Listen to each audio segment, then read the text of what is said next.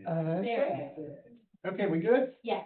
Okay, everyone, I'd like to invite you to our, April 15th, 2026 meeting. We're gonna start off with the minutes of April 1st. Do we have a motion to approve the minutes of April 1st? Motion and a second. Any discussion on the minutes? Hearing none, all in favor? Motion carries. Financial report and payment of the bills. We have a motion to approve the financial report. Oh, so moved. Second. Motion and a second. Any discussion? Hearing none, all in favor? Aye. Motion carries. Okay, we have a presentation from Elkton Middle School, Principal Eric Brown. Mr. Brown, you are on. Good afternoon. My name is Eric Brown, principal of Elkton Middle School. We are a community school, which means that we serve as a hub for a lot of things. We serve as a place where people can go as a food bank, so secondary food bank. We're also a place where kids can come and families can come. They can get the necessary items they need. We try to be as much as we can to the community. I just wanted to stop by today to share a little bit about what's going on at the school. We've experienced some very good growth and in the things we should grow in, and we've been able to reduce the things that we should reduce. And I feel like the community needs to know what's going on. So I'm just going to share a few things with you. Thank you. This year we started out, the entire county went to a new middle school schedule, which includes 90 minutes of English language arts and math, and it reduced our science and social studies to 45 minutes blocks. This was quite a stretch, and it was quite a stretch for our kids. It's not a secret that some of our kids are not necessarily reading on grade level, and that was something that teachers in my building had to look at and really figure out a way to kind of attack that problem. One of the other things was chronic absenteeism.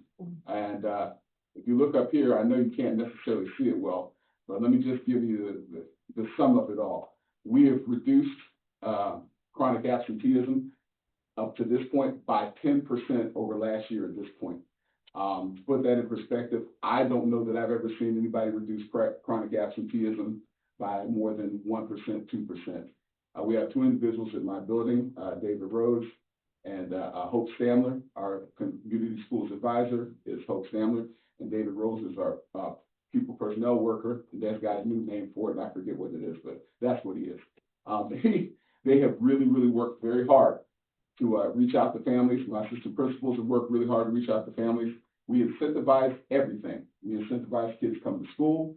We incentivize it by class, by individual, by grade, and by marking period. So anytime kids come to school, they know that they're doing their bid for their grade and for their class. Our goal was to reduce chronic absenteeism to 24% over last year's rate, which was 39%. Right now, we're sitting right around 24%. So we are on track to meet that goal. It has been a really, really nice improvement. And I believe in my core that part of the reason we've seen some of the gains that we've seen in our achievement is because we have kids in the building. We've had instances where people have, our personnel worker has picked up kids walking to school because they missed the bus and they don't want to miss because they don't want to disappoint their classmates. Last week, I talked to Ms. Stamler. We had 3 classrooms that attended over the 95% rate. Wow. Here's the current data trends. That was our goal. There we go. So, I don't have a pointer with me, so I apologize. I'm gonna walk up to it so I can see it. My eyes are old. If you take a look, what you see is, this is us 2025, 26. This is us 24, 25. And this was us 23, 24. So over the course of 2 years, we have moved from 92.4, 93.6. We have been up every month except December, and December was a tough month for us. Sorry about that. December was a tough month for us, but other than that, we are trending up all of our months, and we hope to continue that. We have focused a lot on it, and it has paid dividends. That's going to be difficult to read, but this is one of our school improvement goals. during, I'm gonna read the problem statement for you since you can't see it. During 24-25, 6% of all EMS students had at least one ODR. We would decrease that percentage of ODRs to 55% through homeschool communication, check in, check out, PBIS, which is a positive behavioral interventions, our girls group, our boys group, skill streaming, 2x10, which is another program that we do, anger management, Thrive, trauma groups, and behavior contracts. We attacked it with a lot of different things. The objective by the conclusion of 25-26 school year, EMS will decrease percentage of students who have 2 or more referrals from 60 to 55. Secondary, by 25-26, decrease the rate of students chronically absent from school from 39 to 37. We are way past that goal. Looking at discipline. We look at the trends. This is by infraction. So these are the referrals the teachers write. These are the infractions. These are the things where kids get caught doing something wrong and they need some type of correction. And I'm going to point out some of the ones that are in my head big. Disrespect, 22-23, there were 1,554 instances of disrespect. This year, there are 505 so far. Last year, we were 741. We are on track to beat that. Fighting, which was a big problem when I got there, and it has been over the years off and on. Last year, we were at 115. This year, right now, we're at 50. That has been a large reduction. That was one of our biggest challenges as an administrative team, and was a big challenge for teachers as well. That has been really a community effort, and we've accomplished that by really trying to teach kids how to talk to each other, teaching folks how to communicate, and refusing to normalize bad behavior. Again, for disturbances, we're at 38 last year. We're at 5 right now. Last year, we had 8 classifications as a physical attack on staff, where a staff member was hit by a kid in the middle of breaking something up. We are at 2 this year. Physical attacks of students on other students, we were at 33 last year. Right now, with 1 marking period to go, we are at 15. At one point in time, we were leading the county in suspension reduction as far as middle schools. I have not checked that, so I won't say that's still the case, but we're doing well. Equitable, rigorous learning opportunities. This is the part of our school improvement plan where they look at all of the different subgroups. And in Maryland, you're responsible for making sure that the subgroups are achieving as well as the main group of kids. The needs assessment, the proficiency of Black, African American, Latino, special education, and farm students are below state averages. We want to improve academic achievement through quality Tier 1, Tier 2, and Tier 3 instruction and support. And basically that means Tier 1 instruction is what we're just doing in the classrooms, kind of like the regular instruction. Tier 2 is a level of instruction where you give some scaffolding, you give some support. And Tier 3 is where you break it down. Basically, if you're talking in construction terms, you break it down to the frame and you really start at basics. By conclusion of the 25-26 year, Elkton Middle School will increase the percentage of students score proficient or higher on the ELM MCAP, and from 30 to 35. And again, the same goal on math from 8% to 14%. Multilingual goals as well. All those are in each one of the subgroup categories. I should have brought my clicker, but I didn't. So let's take a look at this. This is showing MAP data. The MAP assessment is the assessment that our kids take, and says how we measure growth. And they take an assessment in the fall, and they take the same assessment again in the winter. And it measures how much they grew from fall to winter. So to put things in perspective, we had 34% of our kids who were 2 grades more behind in math. So here's where we went. We went from our achievement in the fall was at the 35th percentile. That means that we achieved better than 34% of the country overall. We now, in mathematics, in the winter, we moved 5 percentage points. And put that in perspective, 2 or 3 percentage points for a school overall is considered to be really, really good. We kind of hit that one really nicely. Fantastic. Move on to, I believe the next slide is reading. And I'm very, very proud of this. So, we all know that reading is how you kind of unlock the rest of the world. If you can't read, you're done. And we have a significant number of our students who come through our doors in sixth grade, and they are 2 grades or more behind grade level. This presented a problem for my teachers because on grade level instruction, if you're in 8th grade, on grade level instruction is not accessible to you if you read at a kindergarten or a 1st grade level. And we did have some kids that were reading very, very low. What my teachers did, and they recognized that they got the data, they did the investigatory part, they did the testing, they realized exactly what the reading level was, and they began to work in some solid tier 2 instruction, and they met our students where they were. And that was what I was really asking for. They met our students where they were, and then they didn't leave them there. They began to build them up to the level of the tier 1 instruction. The result of that is our fall assessment, we were 36th percentile. That means that, of course, 35% of the country did worse than us and the rest did better. We moved from 36th percentile to 46th percentile in our achievement. The most important part of this to me is this group in the red, those folks that are 2 or 3 or even 4 grades behind. We reduced that number by 9%.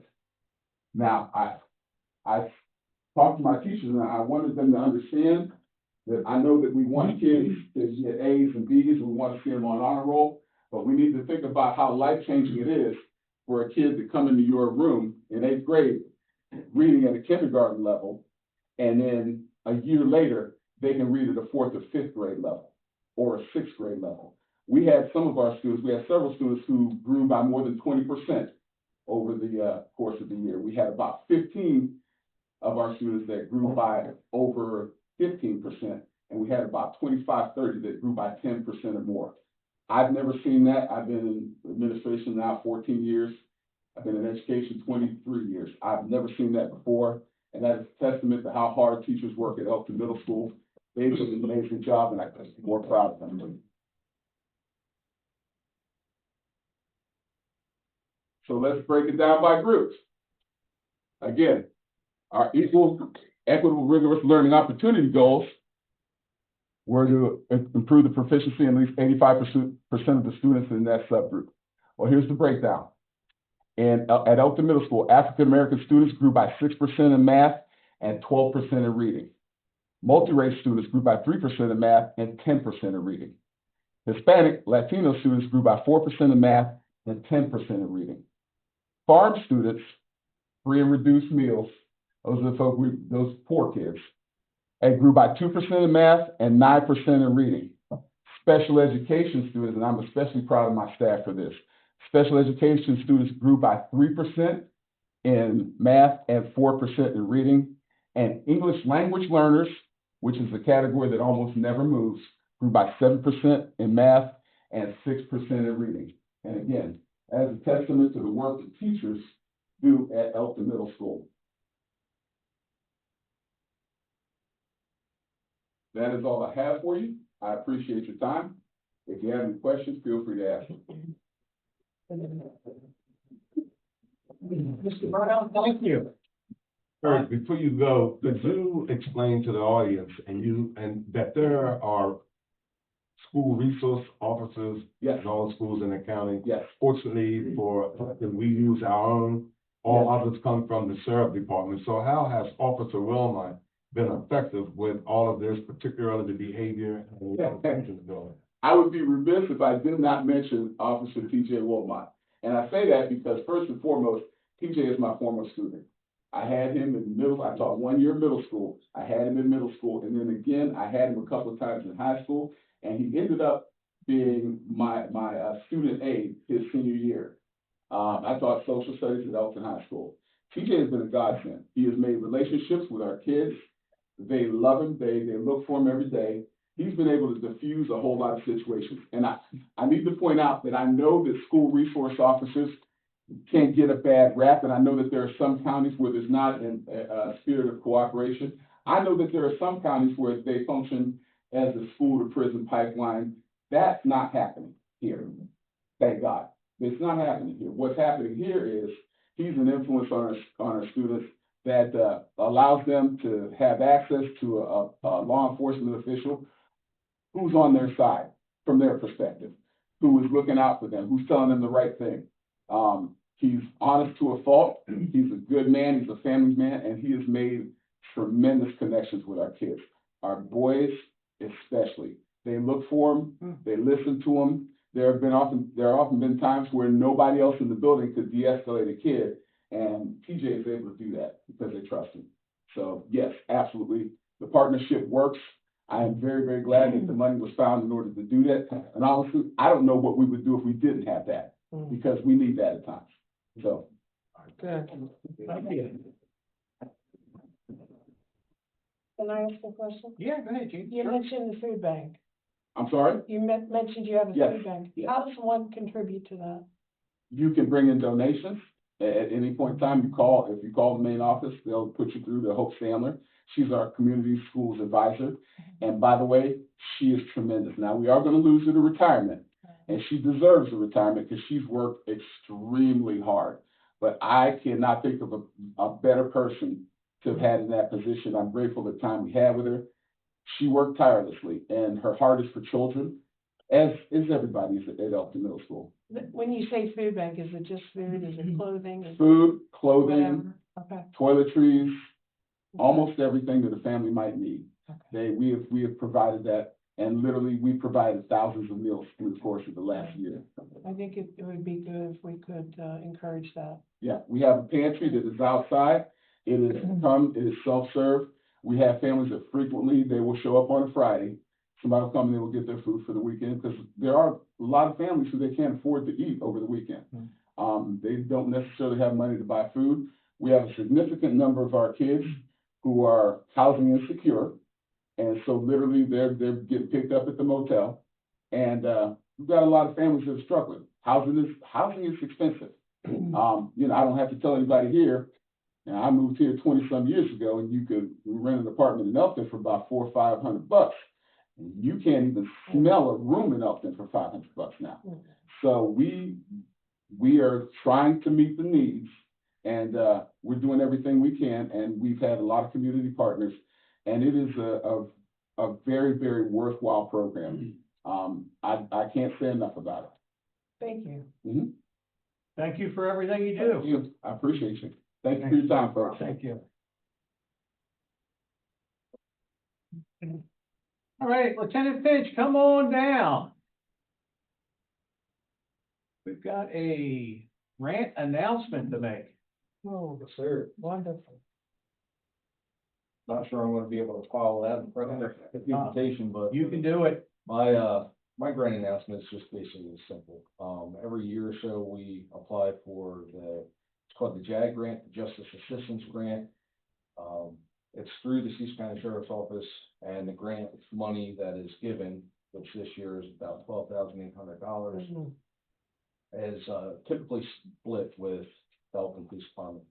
And as part of the application process, we're required to present to the mayor and commissioner what we're applying for and how much we're applying for. So I was Sheriff's Office reached out to me about 2 months ago to let me know that the application is available.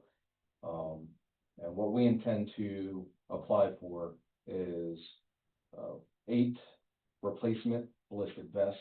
We will have 8 vests that are expiring this upcoming year. And in order to replace those, we're going to use grants to help facilitate that.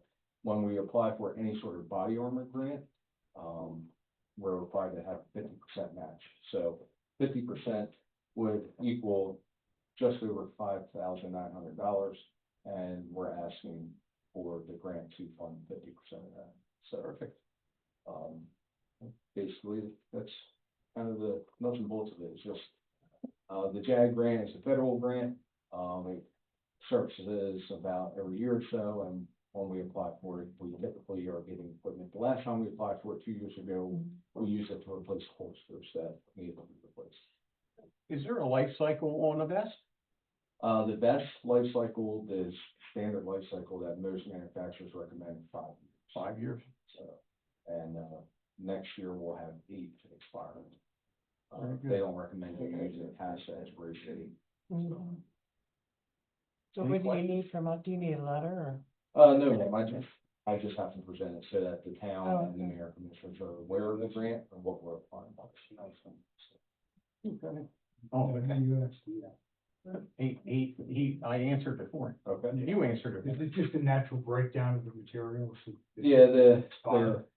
vests are made of so many composite materials now that the natural degradation of the materials, they just recommend they replace them every 5 years.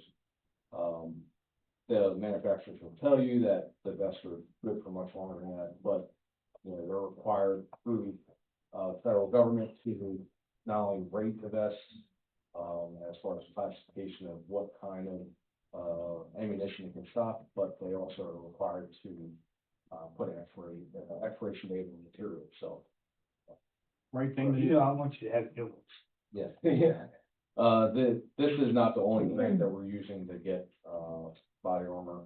I have another grant through the governor's office that we just used, this past year to replace, 4 vests. Thank you. You're welcome. Yeah. Thank you. Awesome. Gene Minner, you're up. So can I open up the public hearing now? Okay, so it is 12:23 and a half, we'll call it. We're gonna open up this public hearing. We have multiple annexation resolutions, and do you want me to just read them off?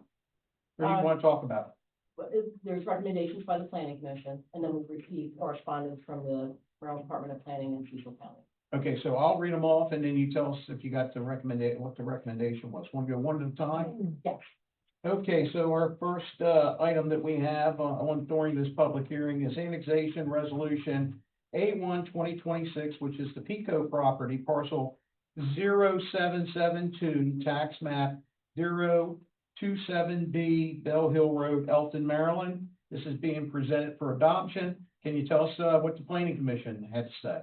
The planning commission at their regular meeting on April 6, 2026, heard the request that was initiated by the town of Elkton to annex the Pico property, tax map 27B parcel 772. It's currently zoned RM, which is high density residential under Cecil County zoning, and the proposed classification is C3, which is consistent with will be consistent with the zoning in the area. Now, the proposed zoning classification is not consistent with the county's current zoning on the property. So we would have to, and we have requested, the Cecil County, waive, the zoning and allow the C3 zoning to go through. The hearing on that will be April 21st, and, the vote on that is May 5th. And, so the worst case scenario, if they determine that they don't see the zoning changed, we wait 5 years and then we can change the zoning. Very good. You want to go to the next one now? So the planning commission unanimously recommended approval of the annexation request. Very good. So the next one is annexation resolution A2-2026, parcel 1130, tax map 027B, 100 Bell Hill Road, Elkton, Maryland. Yep, and it's the little square property next to the Pico property. Same situation, planning commission heard the request of J.D. Stonewall Ayers Development for the annexation and of 100 Bell Hill Road, tax map 27B, parcel 283, currently zoned at RM, high density residential under Cecil County. Proposed zoning classification is C3, highway interchange. Again, we would have to have, the county approve the change in zoning for it to become C3. We can still annex it, and it would just remain as residential zoning for 5 years. The Elkton Planning Commission unanimously recommended approval of the annexation request. Very good. And our last item that we're looking at is annexation resolution A3-2026, parcel 0808, tax map 027B, 17 Swallow Drive, Elkton, Maryland. And, planning commission heard this annexation request by J.D. Stonewall Ayers Development. Like same thing, RM, high density residential current zoning, C3 proposed zoning. We would have to have approval from the county to change that, but the Elkton Planning Commission unanimously recommended approval of the annexation request. We received review letters from the Maryland Department of Planning on each of these. that basically said you need to have the county approve the change in zoning, and that was the issue with it. And we received a letter from, Cecil County Planning stating that we would have to have the county's council approve the change in zoning. And as I said, those meetings are April 21st at 7 p.m. And I think I should make that at 7 p.m. So all these parcels are off of Bell Hill Road, Yes, and this gives us, pretty much closes up a lot of, enclave, not, I Yeah. guess it would be an enclave, right? yes, most of, Bell Hill Road is, with the exception, I think, of the one corner, would be, under town of Elkton jurisdiction. Very good. This is a public hearing. Does anyone in the audience, or on the Zoom meeting, wave your hand if you do, have any comments about any of these three annexation resolutions? Good, bad, or different? Anyone on the Zoom? I don't see any hands waving. It is now, we're gonna call it, 12:28. This public hearing is closed. You would vote individually on each one of them, We starting with A1. Very good. Thank you, Jean. You're welcome. So, board, do we have a motion to accept annexation resolution A1-2026? We have a motion and a second. Any discussion? Hearing none, all in favor? Aye. Motion to approve annexation resolution A2-2026. So moved. Second. Motion second, any discussion? Hearing none, all in favor? Aye. Motion carries. Annexation resolution A3-2026. So Second. Motion second, any discussion? Hearing none, all in favor? Aye. Aye. Glad to have those on board. Thank you, Jean, for the work on that, because this was years. Yeah, you're quite welcome. The PICO was a little unusual, and David helped us with that Yeah, That this was tricky, wasn't a it? little bit. this Yeah. was years, many meetings, and, I'm happy it's all part of the town now. Thanks. It's under Thanks, our Dave. jurisdiction now. Thank you too. Okay, Singerly Fire Company, come on down. How you doing, Fred? Good. Doing good. Good. Sam, how are you? Hey, folks. Hey, guys. We've been working together with the town for a number of years now, trying to come to a resolution with the fiscal stuff that we've been dealing with. I prepared a letter, if you will indulge me. Mr. Mayor, council members, staff, and fellow citizens, the Singerly Fire Company and its nearly 300 members of volunteer and career personnel have been serving the citizens of Elkton since 1892. Our members and their families are citizens and voters just like you. Over the years, Singerly has made significant and responsible steps to ensure operational sustainability. We have maintained full financial transparency, including independent third-party audits, and have provided detailed operational and financial reporting to the mayor and each member of the council. We have reduced expenses wherever possible, pursued all viable funding opportunities, and successfully secured grant funding. Despite these efforts, and even while operating within this highly effective combination career/volunteer model, the cost of delivering essential fire and EMS services continue to outpace available resources, while calls for services increases. We are the only fire department in Cecil County to have self-transparency. For more than 7 years, Singerly has consistently communicated with growing financial challenges associated with providing service within the town of Elkton. While these concerns have been acknowledged, a long-term funding solution has not been established. Over the past 24 months, Singerly Fire Company has provided services within the town at an operational loss in excess of $1.6 million. This figure reflects only operating costs and does not include capital associated with apparatus and infrastructure, which are projected to exceed $3 million by the end of this fiscal year. Continue to operate under these conditions is not sustainable.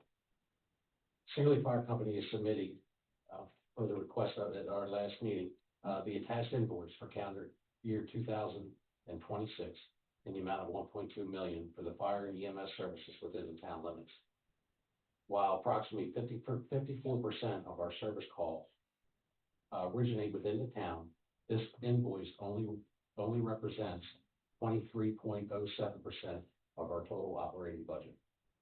And it does not account for the previously absorbed losses. The responsibility for public safety ultimately rests with the town, and it is critical that funding levels align with the actual cost of delivering these essential services.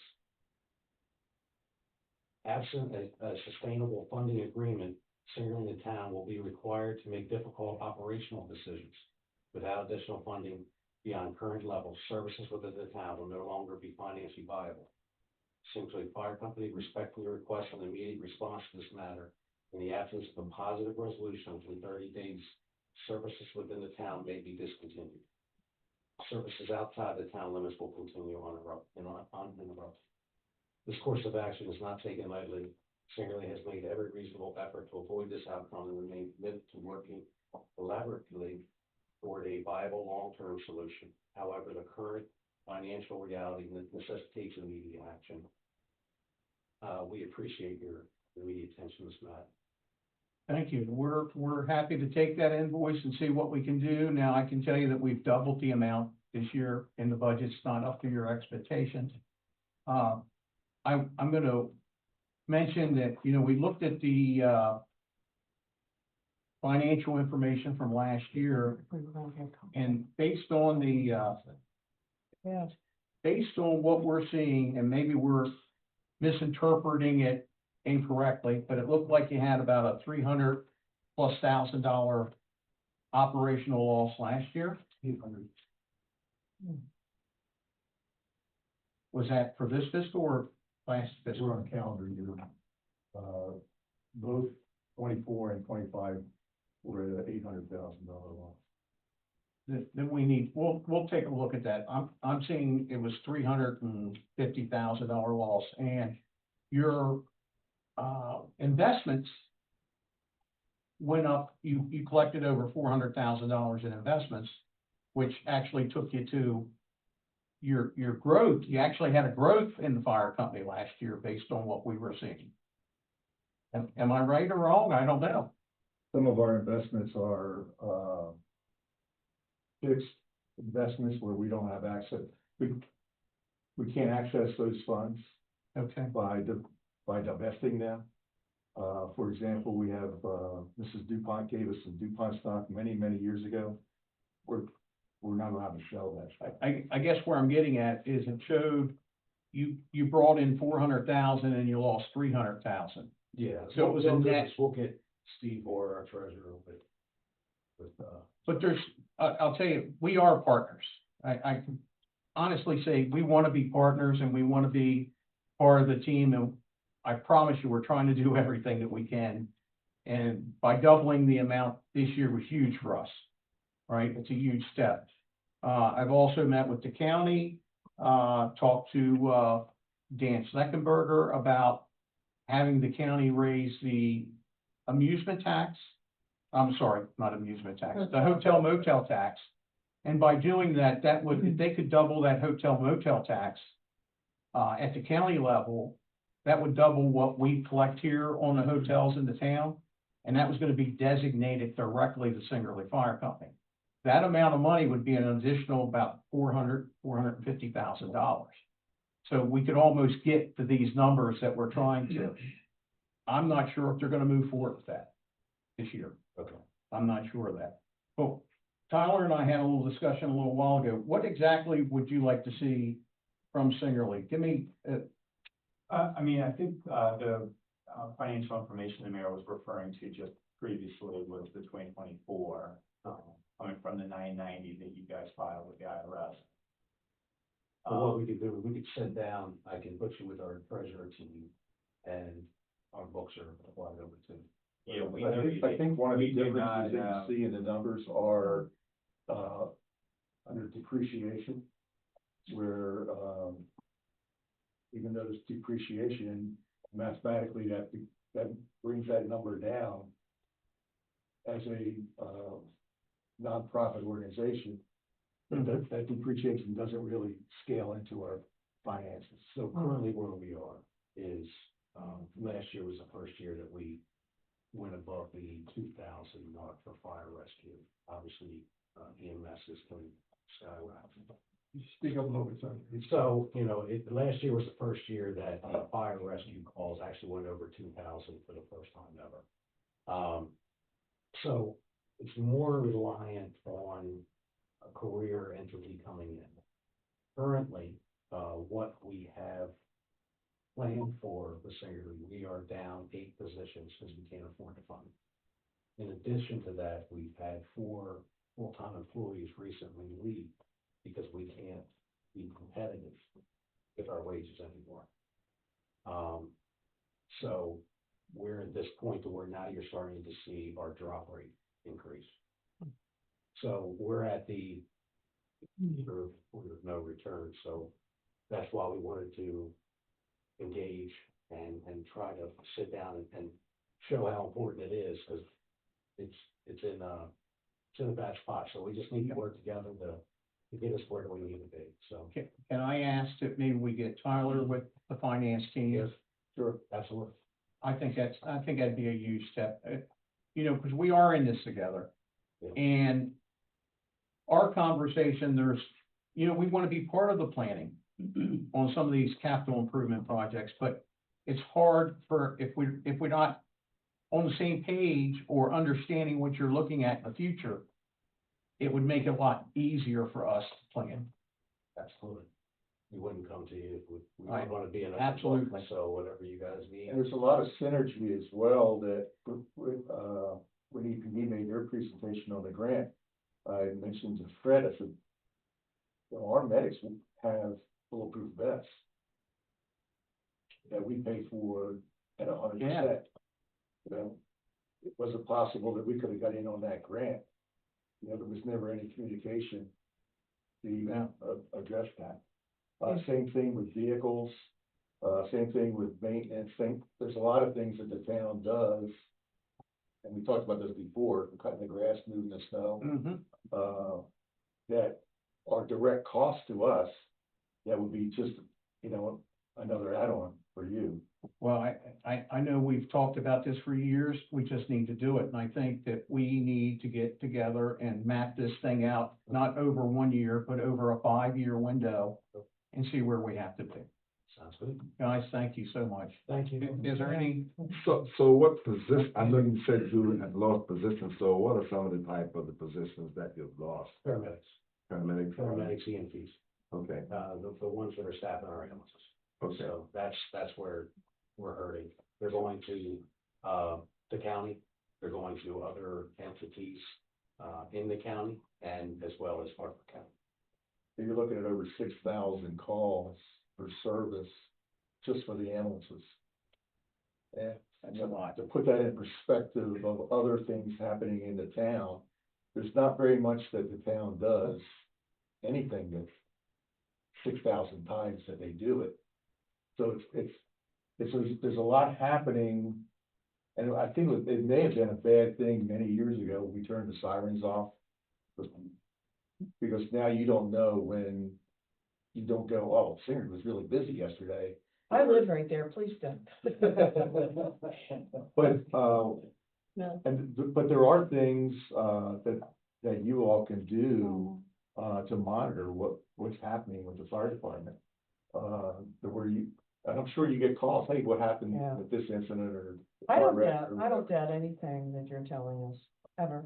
Yeah, we're open to any and all sit down with the town and how we can work through it, and it's just about survival and be able to provide the services. Listen, the fire companies people don't realize, you guys realize it, they're closing down all across the country. The town needs to realize this, that we're gonna all have to buckle up together. For the town to start from scratch tomorrow morning and say, okay, we're gonna have a town fire department or a town EMS department, would rival EPD in cost. It would. It would, and yeah, I think the public needs to know that. I agree. Andy, you had a comment? Yes, Mayor.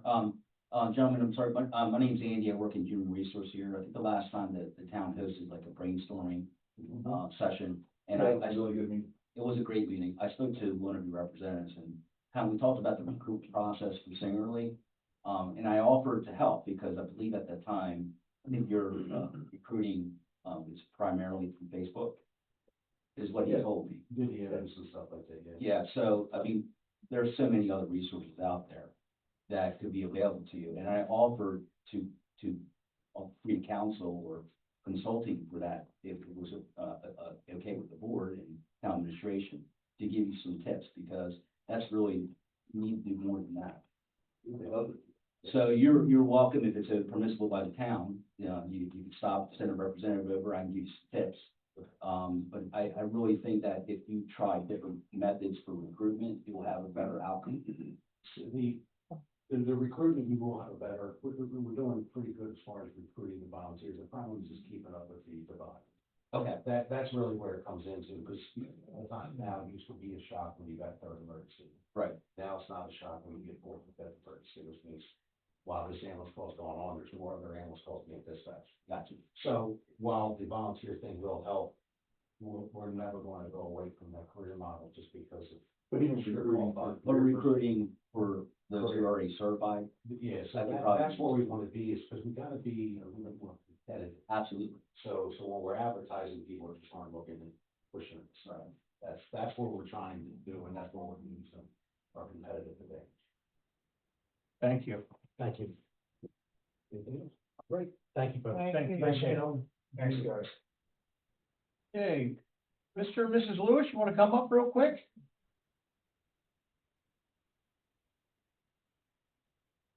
So I met Mr. Lewis out in the hallway. Yeah, that'd be great. Hello. And, give your address, St. Louis Drive, you can tell everyone who you are. Richard Lewis, it's 104 St. Louis Drive here in Elkton. So, he brought up to me, about the dirt bikers riding through neighborhoods and the amount of dirt bikers, and, he had reached out to us, but I don't think it was getting to us, but we've got that worked out, I think, now. Yes, But can you tell us your concerns? Yeah, the concern is it started like 2 years ago in our neighborhood. There's a lot of dirt bikes were starting up earlier this year, and I know school will be out soon. I know there's trails, but it seems like they don't wanna go on the trails, they wanna ride up and down the city, the neighborhood streets. A lot of us work nights there, it's keeping us up. No helmets on, no license plates, they go really fast, they use the speed bumps to jump as high as they can, and it's getting out of control, there's kids, there's people with their pets, all kinds of things going on. I have called 911, they do dispatch officers out, they do what they can, but I think they get frustrated too, because they say they can't really pursue them, because, they're not allowed to chase them or go after them that way. And I'm not trying to say, is there a way to keep them off the streets and have them go to the trails? Where, I think we all agree with that 100%. Yeah. They're paying. Well, listen, you brought it to our attention. Hopefully the chief is listening.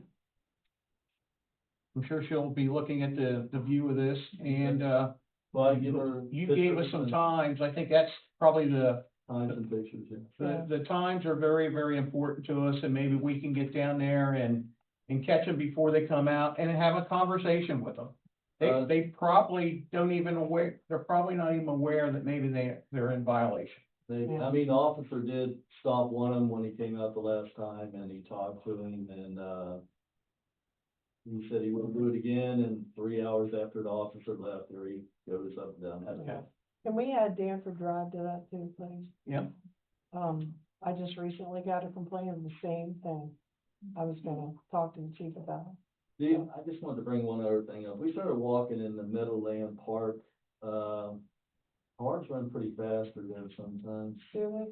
when you're trying to walk, Okay, playing dodging ball here, so that's not good. Mm. No, it's not good if they're flying through there. that's my complaint. Well, listen, thank you so much for coming in, or we wouldn't have been aware of it on St. Louis. Thank you. I appreciate it. Thank you. Nice to meet you. Okay. Al, you have anything on the agenda? You may already know this, but, we were able to, the $500,000 capital grant, for the water plant improvements was, in the final state capital budget. That's great. So we'll get that, the grant package, we'll get it from the state in June, so we'll have to sort that out, so we can get that money. And I saw that the, Howard House, AKA Minahanes, also is part of a bond bill. It looks like, could be 1.3 million in state credits, which is huge. They're gonna actually make that building, believe it or not, the building was never on the historic register. Wow. But by them putting that on the historic register and building everything back to historic standards, there's grants and assistance for them, and they're moving forward. If they get the federal grants, it'll be very good. Be good for the community. I don't have anything. Do you have anything? Anything? Anyone, Well, when I don't use my time, I always give it to Alicia, so she's here, and she got my time. all right, Alicia, you're gonna tell us about the Little League Parade. Come on. Little League Parade is not an Elkton Alliance event. I don't have details on that. The Little League Parade is Saturday at 10 a.m. So for Yeah. everyone that's gonna be in downtown, come out 10 a.m. You have something to say to that? Sure, I do. I see a friendly face I hadn't seen in a while here. Always a pleasure seeing you. I guess the only thing that's really upcoming for us, what are we in April? Cinco de Mayo event is, May first Friday in May. And we do have our Citizen of the Year event coming up next week to celebrate Miss Shirley and Craig Simmons for her contributions to the town of Elkton. We have a lawyer meet and greet event that is next Thursday. Mr. Best, maybe? So that's exciting to sort of bring, give an opportunity for our lawyers to meet and greet and connect and, network together. I'm sure there's plenty more, but that's all I can come up with right now. Alicia, I know it's a Saturday. This Little League Parade came out of nowhere, almost. I mean, is there any way that they can have music to walk to? You know, Commissioner, I'm not 100% sure with the new president coming in for the Little League. I think that's probably created a little bit of a gap of Yeah, awareness I of what's understand. going on. We've tried to Mhm. help, obviously we've done Right. posts and everything for him. I think they're just trying to get their feet under from a new leadership perspective on what's going on. And they have music.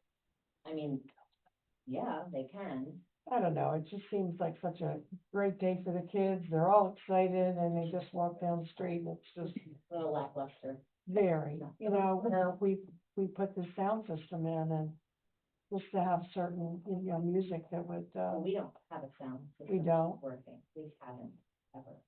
Yeah, sadly. I thought it was working. It worked for about 3.5 minutes last Christmas, 2 Christmas. What do we, There's nothing we can do with it. I've talked to so many different contractors, about that, even other municipalities. The system that the Alliance bought prior to me coming, the guy's not in business anymore. There's no service for it. I've talked to lots of organizations that have systems similar. Sadly, all of that will have to just be taken down and we will have to be put up. I've already received quotes on that. I'm looking for additional grants to do something like that. how's that coming along? I just received a new quote last week. We're getting a little bit out of grant cycle, so it might have to wait another Yeah. year before I can do that. What's the cost on that? To put a minimal system in, that would just really be town square, we were looking at 35 to 40,000. Oh, okay. Amazing. Anything else? No, I'm just Yes. disappointed to hear I know. this, yeah. Very Anyone much. else have anything to say for the town? Fishing rodeo's coming up, Sure is. April 25th, rain date, May 2nd. 6th annual. I met with Dan Hanley this morning. Pond looks great. We're getting it stocked just prior to the rodeo. Now we just gotta hope for weather. Get on that, Rob, I Alicia. you talked to me about, condiments with the food. And bringing up the snuff on what, Dan said he would bring it. all right, I'll talk to Dan. There you go. I'll talk. What kind of fish did you load this time? Catfish, bluegills. The usual, but there's always trout in there. there's perch in there, there's a lot of different types of species, carp, So- there's bass. And that great big one that nobody could get last year, Always a that'll trying, still be there. call him Howard. Is there anyone on the Zoom meeting that has anything to say for the good of the town? Hearing none, seeing none, meeting is adjourned.